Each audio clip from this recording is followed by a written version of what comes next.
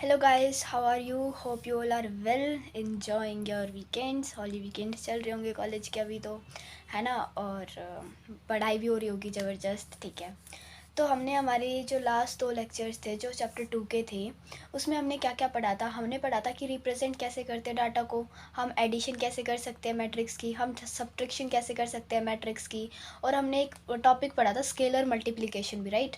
और फिर हमने सेकंड वीडियो में हमारे में क्या पढ़ा था हमने कि हम इक्वेशंस हमें बनानी है और फिर उसको उन इक्वेशंस को मैट्रिक्स में कन्वर्ट करना और फिर हमें क्वेश्चन सॉल्व करना है एज़ पर क्वेश्चन जो उसमें गिवन है कि आप इस मेथड से सॉल्व करो। वो बोल दिया कि डायरेक्ट ऐड करो तो ऐड करना है डायरेक्ट, अब उसने बोल दिया डायरेक्ट माइनस करो तो डायरेक्ट माइनस करना है ना।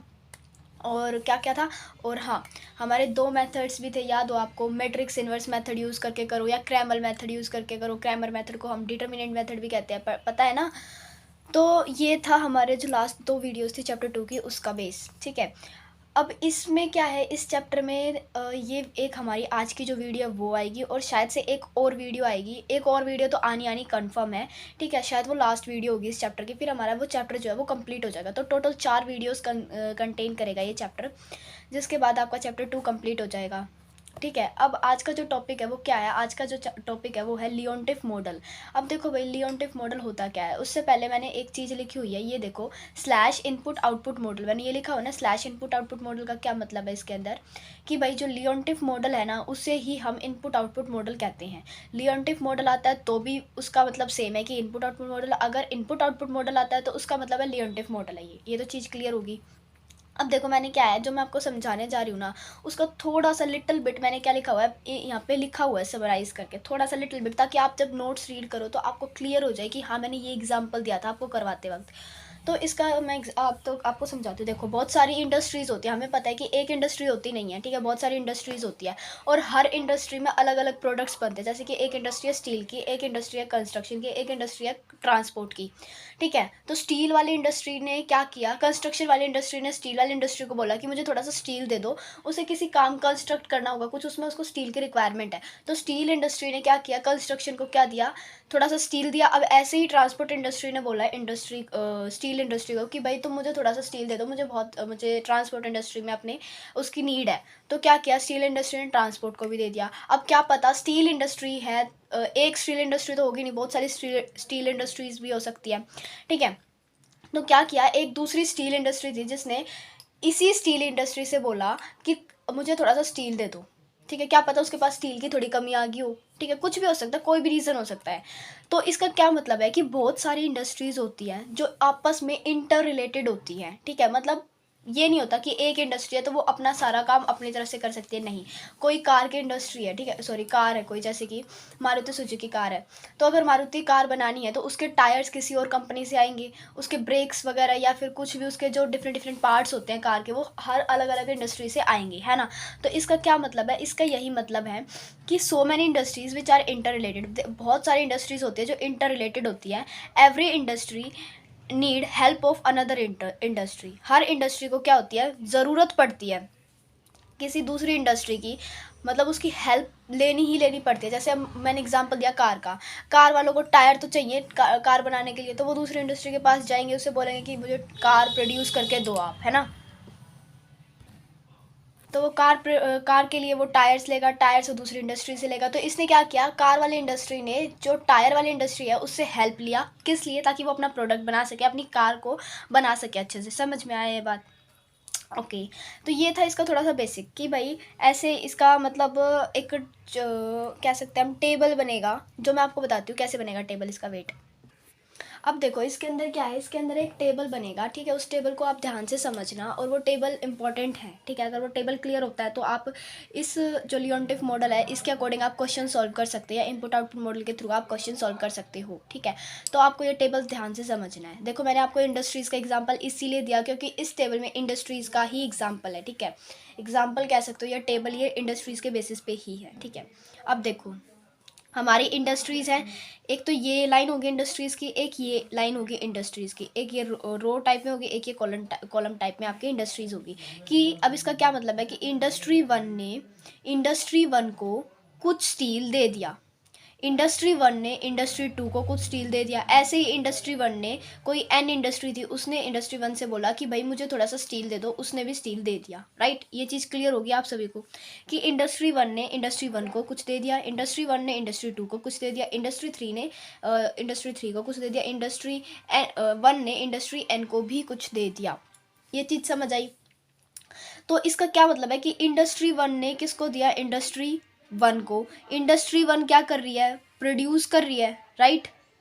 समझ आ रहा है ना, इंडस्ट्री वन क्या कर रही है, प्रोड्यूस करके सोल्ड कर रही है। इंडस्ट्री वन ने इंडस्ट्री वन को दिया, तो ये वाली जो इंडस्ट्री थी ये सोल्ड कर रही है, और ये वाली इंडस्ट्री क्या कर रही है, कंज्यूम कर रही है, मतलब ये परचेज कर रही है। तो ये चीज़ क्लियर हुई कि कौन परचेज कर रहा है और कौन हमारी सोल्ड कर रहा है। तो जो ये है, ध्यान से देखो, ये जो रो है ये क्या बताती है, ये रो हमें बताती है कि unit of number of unit sold by industry one to another to other industry. ठीक है, ये आ गया समझ। अब देखो, ऐसे ही इंडस्ट्री टू ने इंडस्ट्री वन को कुछ दे दिया, इंडस्ट्री टू ने इंडस्ट्री टू को कुछ दे दिया, इंडस्ट्री टू ने इसको कुछ दे दिया। ऐसे आपको ये पूरा बनाना है। ये समझ आ गया होगा, आई थिंक सो, है ना। अब देखो यहाँ पे दो कॉलम्स और है, डिमांड, डोमेस्टिक डिमांड और टोटल आउटपुट, राइट।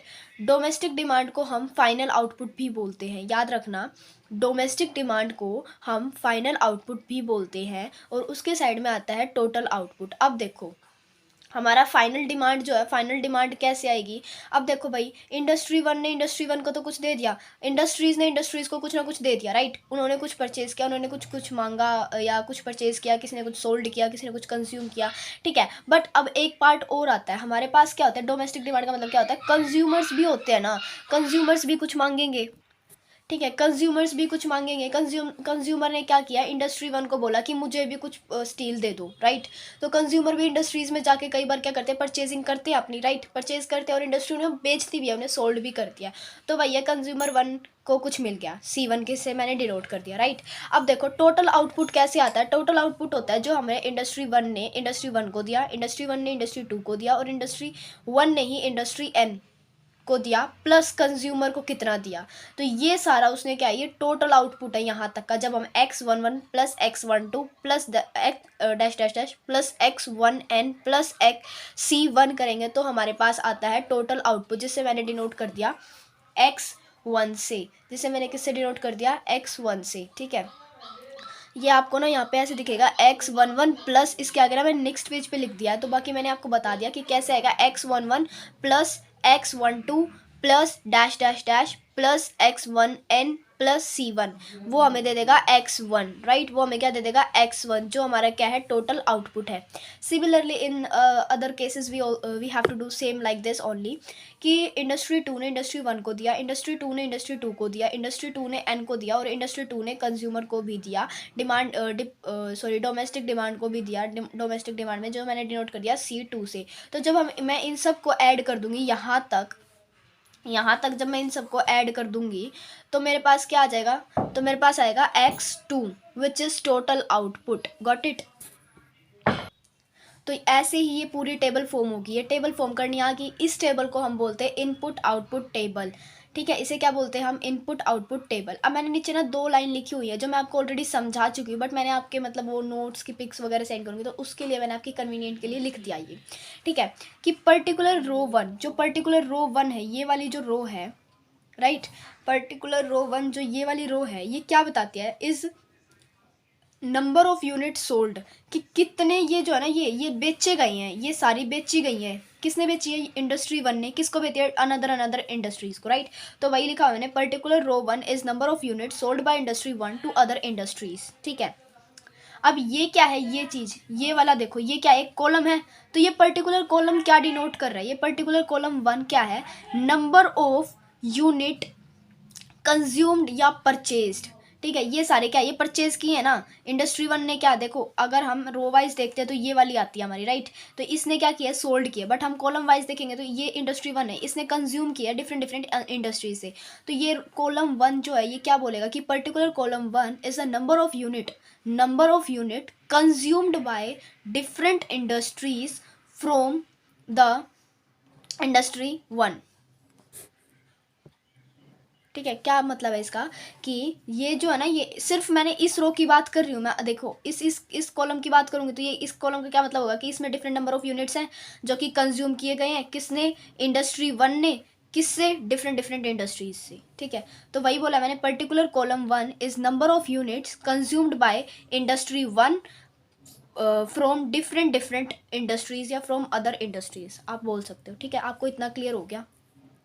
अब देखो एक चीज़ और बताती हूँ मैं आपको कि सेल्स हुई और परचेज हुई। हमने जो टेबल पढ़ा था उसमें हमने सेल्स की थी, इंडस्ट्री वन ने डिफरेंट डिफरेंट इंडस्ट्रीज़ को रो के कॉलम में, जब रो की लाइन थी तो उसने डिफरेंट इंडस्ट्री ने क्या किया था, डिफरेंट डिफरेंट इंडस्ट्रीज़ को सोल्ड की थी, राइट। तो रो में सेल्स हुई थी, कॉलम में परचेज हुई थी या कंज्यूम्ड हुई थी। ये चीज़ आपको समझ आ गई थी। अब देखो रो का मतलब क्या है कि ये आउटपुट है, कॉलम का मतलब क्या है कि इनपुट है। ये चीज़ समझ आई। तो इससे क्या बनता है, ये बनता है इनपुट आउटपुट टेबल। इतनी चीज़ आई थिंक सो आपको बहुत अच्छे से क्लियर हो चुकी होगी कि रो का मतलब आउटपुट होता है, कॉलम का मतलब इनपुट होता है। Got it. अब मैंने आपको ये भी बताया था कि डोमेस्टिक डिमांड को हम फाइनल डिमांड भी कहते हैं, बताया था मैंने टेबल स्टार्ट करने से पहले ही। मैंने आपको बताया था कि domestic demand is equal to final demand. अब देखो इसके अंदर एक नया पॉइंट आता है, और वो नया पॉइंट है क्या कि per unit worth of output, O/P का मतलब क्या है, आउटपुट है। ठीक है, per unit worth of output. अगर मुझे ये बोल दिया जाए कि per unit worth of output निकालो, तो कैसे निकालूंगी मैं? ठीक है, ध्यान से देखना मेरी बात को और समझना। ओके, देखो अब एक चीज़ आप खुद समझो। इंडस्ट्री वन ने कुछ कंज्यूम किया इंडस्ट्री वन से, राइट। इंडस्ट्री वन ने, यहाँ पे मान लो आप, ये स्टील कंस्ट्रक्शन की इंडस्ट्री है, ठीक है, और ये स्टील की इंडस्ट्री है। Let us suppose, just an example, construction की इंडस्ट्री ने कुछ कंज्यूम किया, ये कंज्यूम किया किससे? स्टील की इंडस्ट्री से। किस लिए? ताकि वो अपने टोटल आउटपुट X1 को अचीव कर सके। ये बात समझ आई। इंडस्ट्री वन ने इंडस्ट्री वन से, जो कि स्टील की है, उससे कुछ कंज्यूम किया ताकि वो X1 जो उसका आउटपुट है उसे अचीव कर सके। ठीक है, अब देखो X21 ये क्या है, इसमें हो क्या रहा है, इंडस्ट्री टू ने तो सोल्ड किया है, इंडस्ट्री वन ने कंज्यूम किया है। इंडस्ट्री वन ने कुछ कंज्यूम किया है इंडस्ट्री टू से, क्यों? ताकि वो अपना X1 ही आउटपुट अचीव कर सके। क्योंकि इंडस्ट्री वन का क्या है, इंडस्ट्री वन एक, आप खुद देखो ना, इंडस्ट्री वन का आउटपुट X1 है, राइट। इंडस्ट्री वन का आउटपुट क्या है, X1। तो इंडस्ट्री वन जो भी कंज्यूम कर रही है वो किस आउटपुट के लिए कर रही है, वो X1 को अचीव करने के लिए कर रही है, राइट। अब वैसे ही देखो X12 में देखो, इंडस्ट्री वन ने तो सोल्ड कर दिया, इंडस्ट्री टू ने क्या किया, कंज्यूम किया, राइट। इंडस्ट्री टू ने जब कंज्यूम किया, इंडस्ट्री टू ने क्यों कंज्यूम किया? ताकि वो अपना इंडस्ट्री टू का जो उसका आउटपुट था, इंडस्ट्री टू का क्या आउटपुट था, इंडस्ट्री टू का आउटपुट था X2, उसको अचीव कर सके। ये चीज़ समझ आई। तो देखो ध्यान से, जो X11 है उसको अचीव करने के लिए किसको, X11 हम इंडस्ट्री वन ने क्यों कंज्यूम किया? ताकि वो अचीव कर सके X1। ठीक है, राइट। तो अगर ये था X1 के लिए, अब क्या पता वो टोटल आउटपुट कितनी यूनिट्स में होगा। तो हमें जब एक यूनिट्स का निकालना होगा तो हम क्या करेंगे, X11 divided by X1 is equal to 1। समझ आई ये बात। अब इसके अकॉर्डिंग ही देखते हैं हम, मैं यहाँ पे छोटा सा करके दिखा रही हूँ आपको। X21 है, X12 है, तो मुझे क्या कर रहा है, इंडस्ट्री वन ने बेचा, इंडस्ट्री टू ने कंज्यूम किया। इंडस्ट्री टू ने कंज्यूम किया है किस लिए किया? ताकि वो इंडस्ट्री टू का आउटपुट अचीव कर सके। इंडस्ट्री टू का आउटपुट क्या था, X2 को अचीव कर सके। अब मुझे एक यूनिट के लिए निकालना है, तो मैं क्या कर दूंगी, ये हो गया। आई थिंक सो ये आपको बहुत अच्छे से क्लियर हो चुका है ना। तो मैंने यहाँ पे वही चीज़ें लिखी है कि per unit worth of output हम कैसे निकाल सकते हैं कि X11 को अचीव करने के, X11 एक इंडस्ट्री ने इसलिए कंज्यूम किया ताकि वो आउटपुट जो है इंडस्ट्री वन का X1 उसको अचीव कर सके। और 1 यूनिट के लिए हमने क्या कर दिया, ये कर दिया 1 यूनिट के लिए, फॉर 1 यूनिट। ठीक है, सिमिलरली X21 के लिए मैंने ये किया फॉर 1 यूनिट, 1 यूनिट के लिए। इसमें भी 1 यूनिट के लिए मैंने ये कर दिया, इसमें भी मैंने 1 यूनिट के लिए ये कर दिया। होप आपको ये बहुत अच्छे से समझ आ चुका है क्योंकि मैंने इसको आपको टेबल के थ्रू बता दिया अभी। ठीक है, अब क्या है, एक चीज़ और देखो, मैंने एक फॉर्मूला जनरेट कर दिया यहाँ पे per unit worth of output निकालने के लिए। AIJ जो भी है हमारा, AIJ मतलब X22 है, A22 है, वो जो भी है, is equal to XIJ divided by XJ। समझ आया ये बात आपको? तो ये जनरेट कर दी मैंने एक इक्वेशन।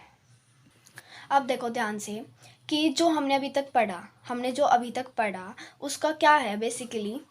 हमने टेबल पढ़ी, हमने क्या किया, हमने टेबल को समझा कि कैसे वो टेबल आई है, कैसे वो टेबल फॉर्म हुई है। आउटपुट अगर बोल दिया जाए कि टोटल आउटपुट निकालो तो हमें पता चल गया टोटल आउटपुट कैसे होगा कि भाई सबको ऐड कर दो कंज्यूमर तक, सब जितने इंडस्ट्रीज़ को दिया वो इंडस्ट्रीज़ प्लस जो कंज्यूमर को दिया, जो डोमेस्टिक डिमांड या फाइनल आउटपुट के टाइम पे जो दिया उसको ऐड कर दो तो हमारा टोटल आउटपुट आ जाता है। ये तो सब मैंने बता ही दिया था आपको। अब क्या है रिलेटेड टू ऑल दिस, इस सब से रिलेटेड जो है ना, जो मैंने अभी तक करवाया आपको per unit worth of output table या मतलब थोड़ा बहुत जो समझाया है उसका क्या है मतलब कि उस सब से एक मैट्रिक्स फॉर्म होती है, ठीक है। उस पूरे जो अभी तक हमने पढ़ा है ना लिटिल बिट, उस सब से एक मैट्रिक्स फॉर्म होती है और उस मैट्रिक्स को हम टेक्नोलॉजी मैट्रिक्स या फिर इनपुट आउटपुट कोफिशिएंट मैट्रिक्स भी बोलते हैं।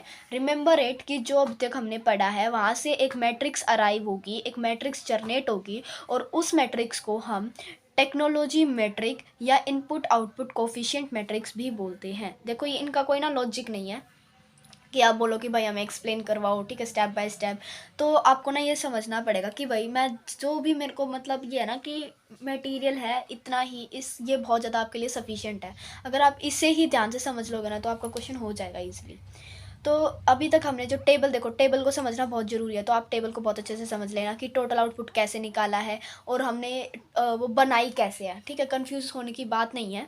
मैंने बता दिया कि इंडस्ट्री वन से कुछ खरीदा है, कंज्यूम रो कॉलम के अकॉर्डिंग बता दिया कि रो इनपुट है आउटपुट है, कॉलम आउटपुट है इनपुट है, ठीक है। परचेज सोल्ड बता दिया मैंने आपको। फिर मैंने आपको पर यूनिट बता दिया कि भाई कैसे निकलेगा, कि अगर हमें कोई इंडस्ट्री वन ने कुछ कंज्यूम किया है ताकि वो इंडस्ट्री वन का आउटपुट अचीव कर सके, और 1 यूनिट के लिए आप निकाल सकते हो डिवाइड करके उसको, राइट, जैसे हम मैथ्स में इजीली करते हैं। बाकी ये क्या है ना, ये ABCD टाइप में है तो आपको थोड़ी सी कन्फ्यूजन हो सकती है। अगर वो नंबर में होता है ना तो आप इजीली कर लेते और नंबर में आएंगे क्वेश्चन में, ठीक है। तो इन सब से एक मैट्रिक्स फॉर्म होगी जिस मैट्रिक्स को हम क्या कहते हैं, टेक्नोलॉजी मैट्रिक्स या फिर input output coefficient matrix. Okay, ये समझ तो आ गया होगा। अब एक मैट्रिक्स फॉर्म हुई, जो मैट्रिक्स है ये सिंपल मैट्रिक्स है, ये तो आप सभी को पता ही होगी, ठीक है। तो इस मैट्रिक्स को आप देख लो ध्यान से कैसे बनेगी कैसे नहीं, ये इजी है। बाकी अब देखो, अब मैंने एक चीज़ देखा कि मैंने जो टेबल बनाई, जो मैट्रिक्स बनाई या जो भी टेबल है मेरे को जो क्वेश्चन में दे रखा है, उसमें मेरे को क्या था, जो डिमांड डिपॉजिट था, सॉरी डिमांड डिपॉजिट बोल रही हूँ, सॉरी यार, डोमेस्टिक डोमेस्टिक डिमांड जो था या जो फाइनल आउटपुट था, अगर वो चेंज हो जाता है, जो उसके जो C1 C2 C3 ये जो थे, ये चेंज हो जाते हैं। क्वेश्चन में बोल दिया जाए कि इन्हें चेंज कर दिया, ठीक है, इन्हें चेंज कर देते हैं कि भाई वो C1 C2 की जगह X1 X2 हो जाए, ठीक है। मतलब बेसिकली क्या है, 80 70 है वहाँ पे, उसकी जगह 100 120 हो जाए, तो चेंज करने का मतलब ये है। तो अगर वो चेंज होता है, हमारा जो डोमेस्टिक डिमांड चेंज होता है, तो उससे क्या होगा, हमारा जो आउटपुट है ना, जो फाइनल आउटपुट है, जो टोटल आउटपुट है, वो भी चेंज होगा। रिमेंबर इट कि अगर डोमेस्टिक डिमांड पे कोई भी इफेक्ट पड़ता है, कोई भी चेंज आता है उसके अंदर, तो उसकी वजह से हमारा जो टोटल आउटपुट है ना वो चेंज होता ही होता है। It is the important point, ये याद रख लेना, ठीक है। वही चीज़ है कि डिमांड मान लो चेंज हो गया हमारा, जैसे कि वहाँ पे C1 C2 C3 ऐसे लिखा हुआ था, बट मैंने यहाँ पे क्या कर दिया, डोमेस्टिक डिमांड को चेंज करके D1 D2 D3 D4 DN ऐसे कर दिया। और नया आउटपुट जो टोटल आउटपुट था हमारा, वो टोटल आउटपुट मैंने किससे रिप्रेजेंट किया होता है, X1 X2 X3 X4 इनसे रिप्रेजेंट किया होता। बट लेट न्यू आउटपुट भी, अब नया आउटपुट क्या बन गया, X is equal to Y1 Y2 and / YN तक, ठीक है। ये चीज़ समझ आ गई। अगर आपका डोमेस्टिक डिमांड चेंज होता है उसकी वजह से आपका डोमेस्टिक डिमांड तो चेंज होगा ही होगा, बट उसके साथ साथ आपका टोटल आउटपुट भी चेंज होगा। Got it. अब देखो एक इसके अंदर क्या है, एक इक्वेशन है, जो इक्वेशन आपको याद करनी पड़ेगी। ax plus d is equal to x. A क्या है, जो हमने ऊपर अभी मैट्रिक्स बनाई थी जिसे हम टेक्नोलॉजी मैट्रिक्स या इनपुट आउटपुट कोफिशिएंट मैट्रिक्स कहते हैं। एक्स क्या है, जो हमारा नया आउटपुट है, जो हमारा टोटल आउटपुट है जो नया है, जैसे कि ये आया है, ठीक है। ये डी क्या है, हमारा जो डोमेस्टिक डिमांड है जो नया आया है वो, इज इक्वल टू एक्स, ठीक है। इतनी चीज़ तो समझ आ गई होगी आपको, है ना। अब देखो वही चीज़ मैंने लिख दिया, ए जो मैट्रिक्स मैंने फॉर्म की थी लिख दी, एक्स जो मैंने यहाँ मेरा नया आया था वो लिख दिया, प्लस का सिंबल लगा के जो डी जो मेरा चेंज होके आया था वो लिख दिया, इज इक्वल टू एक्स जो हमारा यही था वो लिख दिया। तो ये चीज़ आपको क्लियर हो चुकी है। कि इक्वेशन के अकॉर्डिंग चलना है इसमें हमें, ठीक है। आपको बस पता है इसके अंदर क्या है, अभी तक जो टेबल थी ये हमने क्यों सीखी, क्योंकि इसके अंदर टोटल आउटपुट वगैरह, और आप फिर बहुत ज़्यादा कन्फ्यूज होते हो कि ऐसे क्या, ये क्यों हुआ। तो वो टेबल समझने के बाद आप ये इक्वेशन देखोगे, इस इक्वेशन में यही है कि a x plus T is equal to x, ये इक्वेशन याद करोगे। ऐसे हमें क्या बनानी है, ए बनानी है, फिर एक्स बनानी है, फिर डी बनानी है, फिर एक्स बनानी है, राइट, मैट्रिक्स फॉर्म में। उसके बाद हमारी ये बनी थी equation A x plus T is equal to X. अगर मैं इसको आगे लेके जाती हूँ तो मैं डी को यहीं रख सकती हूँ, एक्स वाले वेरिएबल्स को एक साइड कर सकती हूँ, फिर मैंने डी को यहीं रख दिया, एक्स कॉमन ले लिया। यहाँ पे जो है हमारी आइडेंटिटी मैट्रिक्स बच जाएगी, आई माइनस ए हो जाएगा। अब देखो एक्स मैंने क्या किया, एक्स मैंने फिर से यहाँ ले लिया, क्योंकि हमारे पास डी है, हमारे पास आई है, हमें आई पता ही होता है, ए है, हमें एक्स निकालना है। एक्स क्या है, एक्स ही हमारा क्या है, टोटल आउटपुट, ठीक है। एक्स ही हमारा क्या है, टोटल आउटपुट है जो हमें निकालना है। तो मैंने एक्स यहाँ लिख दिया और आई माइनस ए। अब देखो ध्यान से, अगर मैं एक्स को इधर ले, एक्स को यही छोड़ती हूँ तो ये नीचे डिवाइड में चले जाएगा, तो ये इन्वर्स बन जाएगा और डी बन जाएगा। It is the equation two find the total output, की जो हमें आपको क्वेश्चन में बोल दिया जाएगा कि भाई अब डोमेस्टिक जो है डोमेस्टिक डिमांड है वो चेंज होगी, अब आप टोटल आउटपुट निकालो। उस टाइम आपको ये इक्वेशन यूज़ करनी है, ठीक है। याद रखना, जब आपको डोमेस्टिक डिमांड चेंज करके दे दें वो क्वेश्चन में, और बोल दिया जाए कि टोटल आउटपुट निकालो, तो आपको ये वाली इक्वेशन फॉलो करनी है। अब इसमें क्या है, इसके अंदर क्या है, दो रूल बोलता है ये कि हॉकिंस साइमन कंडीशन, दो कंडीशंस होती है जो आपको फुलफिल करनी होती है इस क्वेश्चन में, ठीक है। सबसे पहले क्या करोगे आप, देखो अब देखो इस इक्वेशन के तक पहुंचने के लिए हमें क्या चाहिए, आई माइनस ए चाहिए, राइट। पहले तो ये देखो कि जो आई माइनस ए हमारा आएगा, ठीक है, वो ग्रेटर देन ज़ीरो होना चाहिए। ये बात समझ आई, I minus a should be greater than zero.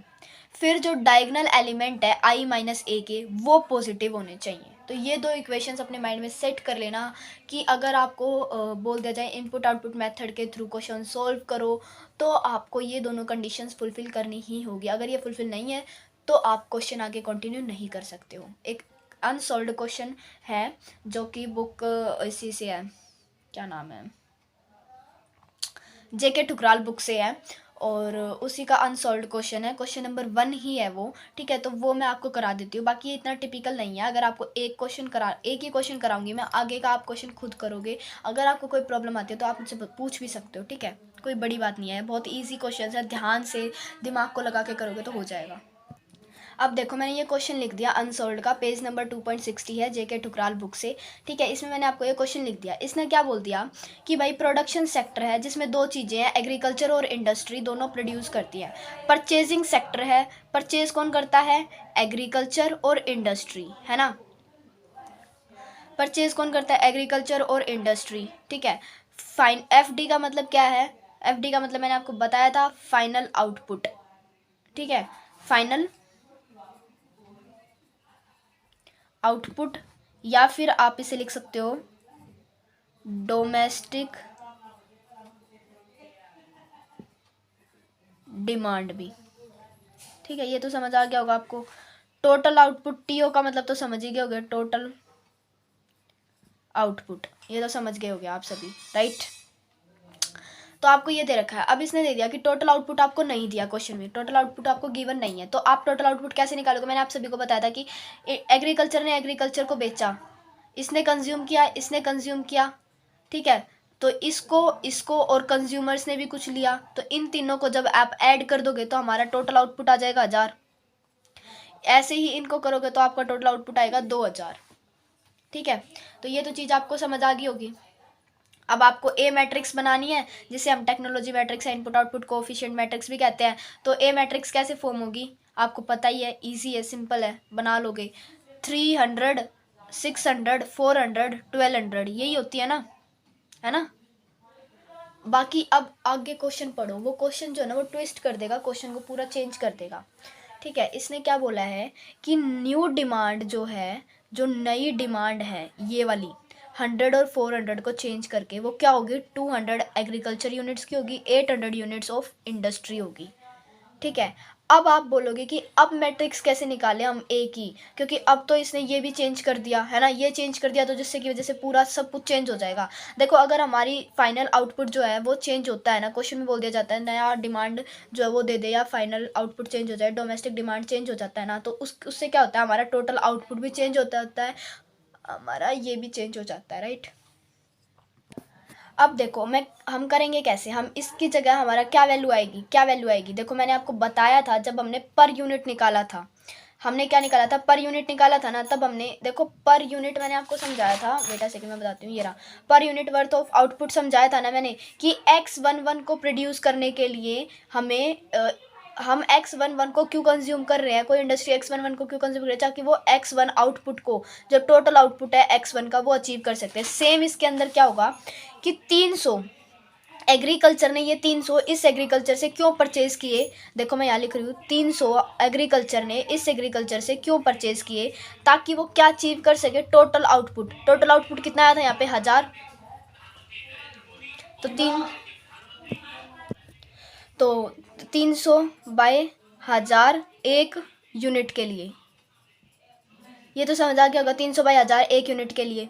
ऐसे ही इसको निकालना है मुझे, एग्रीकल्चर ने, इंडस्ट्री यही एग्रीकल्चर है, इस एग्रीकल्चर ने अब इस इंडस्ट्री से कंज्यूम किया है, क्यों, ताकि वो अपनी एग्रीकल्चर ये देखना एग्रीकल्चर का ही टोटल आउटपुट अचीव कर सके, जो एग्रीकल्चर का था 1000, तो 400 बाई 1000 आ जाएगा।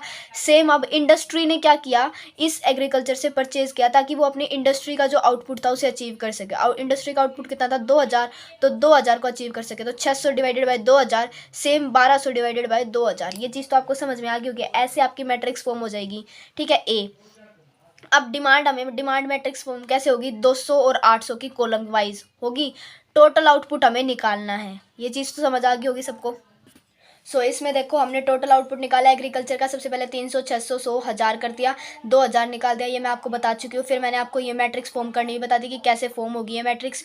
फिर अब इसको कट डाउन करोगे आप, तो ये आपकी मैट्रिक्स फॉर्म हो जाएगी ए मैट्रिक्स। ये चीज़ समझ आ गई थी। अब ए मैट्रिक्स के बाद हमें क्या करना पड़ता है, हमारी जो 2 कंडीशंस होती हैं हॉकिंस साइमन कंडीशन जो होती है, उन्हें फुलफिल करना होता है, ठीक है। तो उन्हें फुलफिल करने के लिए हमें क्या चाहिए होता है, उन्हें फुलफिल करने के लिए हमें चाहिए होता है आई माइनस ए हम निकाल चुके हैं, आई हमें पता है, तो आई माइनस ए, आई हमें पता है 1001, ए हमें पता है, हमने ये लिख दिया, राइट। अब इन दोनों को जब आप माइनस करोगे तो आपके पास आई माइनस ए आएगा। आपने इन दोनों को सोल्व किया और आपके पास आई माइनस ए आया।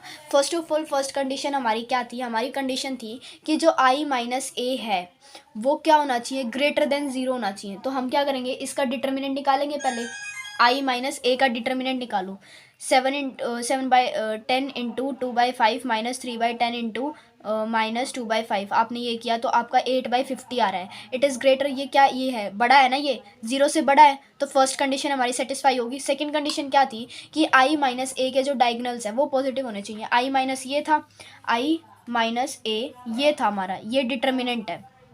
पहले हमें क्या करना पड़ेगा, आई माइनस ए निकालना है, उसका डिटर्मिनेंट निकालो, डिटर्मिनेंट जो आएगा चेक करो कि वो ग्रेटर देन 0 है, तो first condition fulfil. Second condition क्या बोल रहा था कि डायगनल्स पॉजिटिव होने चाहिए आई माइनस ए के, आई माइनस ए हमने निकाला था, ये 2 डायगनल्स है, ये दोनों क्या है, पॉजिटिव है, तो इसका मतलब क्या है कि वो जो है कंडीशंस जो है हॉकिंस साइमन कंडीशन दोनों फुलफिल हो रही हैं, तो हम क्वेश्चन को आगे फॉरवर्ड करेंगे। ये चीज़ समझ आ गई सबको।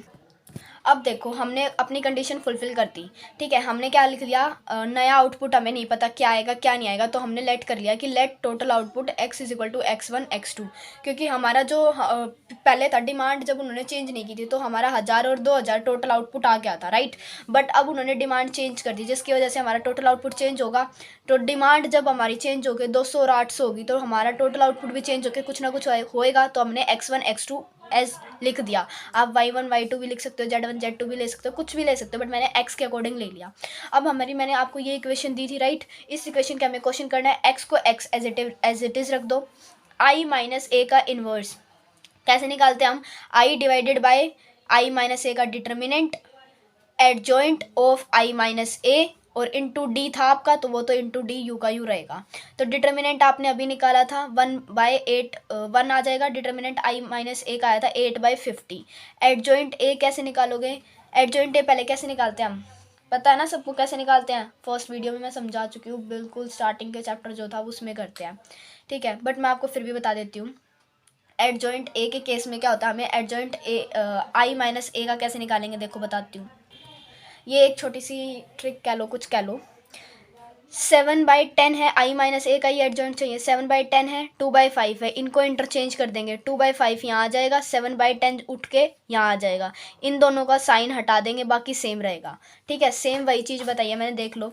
इनको इंटरचेंज कर दिया, इन दोनों का साइन हटा दिया, एडजॉइंट ए आई माइनस ए आ गया। मल्टीप्लाई डी हमारा था 200 और 800, तो हमने लिख दिया। राइट, अब देखो ये दोनों मैट्रिक्स हैं, जब मैट्रिक्स की मल्टीप्लिकेशन करते हैं, इसको तो एज इट इज़ रख दो, ये 50/8 बन जाएगा, इसको एज इट इज़ रख दो, ये आ गया हमारा। ठीक है, अब 50/8 को तो हम थोड़ी देर के लिए रिमूव कर देते हैं सोच के। ठीक है, इन दोनों की जब हम मल्टीप्लिकेशन करेंगे तो कैसे करेंगे, इस रो की इस कॉलम के साथ मल्टीप्लाई, इस रो की इस कॉलम के साथ मल्टीप्लाई, तो हमारा आएगा 320 और 640। अब हमें क्या करना है, अब फाइनल मल्टीप्लिकेशन करनी है हमें, जो हम नॉर्मल हम अपनी मैथ्स में करते हैं कि 50/8 मल्टीप्लाई 302, 302 कह रही, सॉरी यार, 320। 50/88 मल्टीप्लाई 640, तो ये आ जाएगा हमारा 4000। ये आ गया 4000, इसका क्या आएगा, 2000 इसका आ गया। तो 2000 फॉर एग्रीकल्चर, 4000 फॉर इंडस्ट्री। ये हमारा क्या है, ये हमारा टोटल आउटपुट आ गया। होप आप सभी को ये समझ आ रहा होगा। देखो आपको कुछ नहीं करना है, इसके अंदर सिंपल सा है। सबसे पहले तो हमें अपनी ए मैट्रिक्स फॉर्म करनी होती है। ठीक है, अगर आपको क्वेश्चन में टोटल आउटपुट नहीं दे रखा तो टोटल आउटपुट आप निकाल सकते हो। फिर हमें अपनी ए जो है वो मैट्रिक्स फॉर्म करनी है। ठीक है, ए मैट्रिक्स फॉर्म करने के बाद हम अपनी कंडीशंस जो हैं वो फुलफिल करते हैं। अगर वो कंडीशंस फुलफिल होती है तो हम इस इक्वेशन पे पहुंच जाते हैं। अब इस इक्वेशन में आई माइनस ए हमने तो निकाल ही लिया होगा, आप सभी को पता है, जब आपने कंडीशन फुलफिल की है तो आई माइनस ए तो निकला ही होगा। आई हम सबको पता होता है, ए हमने मैट्रिक्स मैंने आपको बता दी कि कैसे निकलती है, कि जितनी कोई भी एक मान लो X11 है, तो उसको इंडस्ट्री वन से कुछ खरीदा है, कंज्यूम किया है, किस लिए, ताकि वो अपना जो टोटल आउटपुट है X1 का, इंडस्ट्री 1 का, उसे अचीव कर सके। राइट, उसे अचीव कर सके। तो वही हम क्या करेंगे, जो हमारा X11 होगा उसे क्या कर देंगे, डिवाइड कर देंगे हमारा जो आउटपुट है वन का ही, इंडस्ट्री 1 का ही, उससे। ठीक है, जो इंडस्ट्री कंज्यूम कर रही है उसी के इंडस्ट्री से के टोटल आउटपुट से आप डिवाइड कर दोगे, आपका मैट्रिक्स ए निकल जाएगा। आई माइनस ए आप सभी को समझ आ गया, तो आई माइनस ए समझ आ गया तो आप इन्वर्स तो निकाल ही सकते हो। डी आपको क्वेश्चन में गिवन होगा, सिंपल आपको मल्टीप्लाई करना है कि पहले तो दो मैट्रिक्स को कैसे मल्टीप्लाई करते हैं, फिर जो हम सिंपल मल्टीप्लिकेशन है वो कैसे करते हैं। तो ये था आज का बिल्कुल फ्रेश टॉपिक, जो था हमारा बहुत ज़्यादा सिंपल था, ज़्यादा टिपिकल नहीं था ना इतना टिपिकल, आप सभी को समझ आ जाएगा। अगर आप नहीं आता है तो एक बार फिर से देख लेना वीडियो, अगर फिर भी नहीं आता है तो आप कमेंट सेक्शन में मेरे से पूछ सकते हो कि भाई मुझे दोबारा एक्सप्लेन कर दो, या कुछ भी हो, कोई भी पॉइंट हो आप बता सकते हो। तो ये हमारा था टॉपिक लियोनटिफ मॉडल का, जिसे हम इनपुट आउटपुट मॉडल भी कहते हैं, और इसमें बेसिकली एग्जाम्पल जो हमने इंडस्ट्री का ही लिया है। ठीक है, और आपको बहुत सारे क्वेश्चंस मिल जाएंगे जिसमें आपको यही दिया होगा। देखो आपको क्वेश्चंस ना सिंपल ऐसे ही दिए होंगे, इसी टाइप में आपको क्वेश्चंस दिए होंगे। ठीक है, और आपको ना थोड़ा सा अगर कोई ट्विस्ट डाल देता है वो क्वेश्चन में, तो आपको थोड़ा दिमाग लगाना, और क्वेश्चन तभी हो जाएगा। सिंपल है सारा क्वेश्चन बिल्कुल, बट आपको थोड़ा सा दिमाग लगाना पड़ेगा और क्वेश्चन हो जाएगा। तो हमारा आज का टॉपिक यही था, एंड थैंक यू, आपने वीडियो मेरी देखी, और अगर कोई भी डाउट हो तो आप कमेंट में पूछ सकते हो। Thank you, have a nice day.